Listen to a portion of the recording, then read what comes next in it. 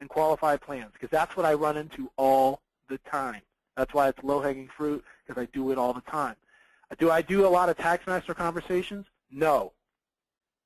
Can I have a TaxMaster conversation? You bet. Am I good at it? You bet. Because it's an easy conversation to have. You just have to buck up and do it.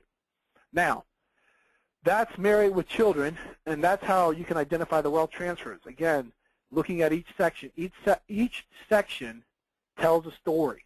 Each section can reveal a wealth transfer. So pay attention, okay? Understand that $1,000 a month, that's a wealth transfer big time. Even if you didn't see the equity position, even if you're not comfortable talking about that, the $1,000 a month, you need to be comfortable talking about that, and you need to be able to understand why that's a wealth transfer, why it is. I'm not going to jump into the why today, but we will jump into the why when we have a Mortgage Master training.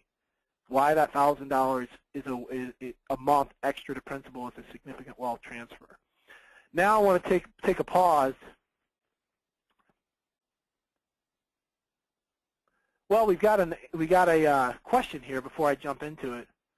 Bob Arnold says, if they don't have to contribute to get the $7,500, why not move to $17,500? You can certainly do that.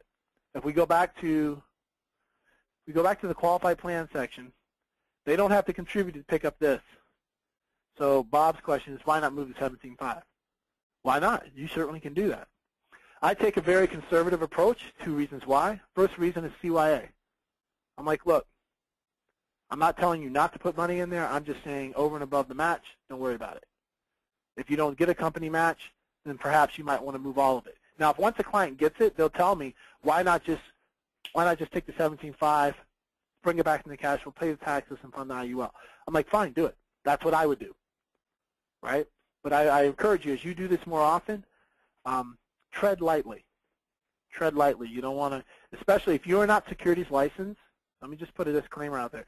If you are not securities licensed, you see this too. You see this 750 grand right here. That's a TaxMaster conversation all day. Especially since he looked at me and said, "I hate this account. I hate it." So instead of me telling him to move the money, I said, why don't I explain to you what happens when you compound interest in a taxable environment, and that's what you're doing. And so I focused 100% on the tax implications of compounding interest the way that he's doing it inside of this mutual fund. I never said, I'm not going to tell him to liquidate. I'm not securities licensed. I can't. But, you know, if I spend all day showing him the tax pain, he'll make the decision to liquidate. You don't have to tell him.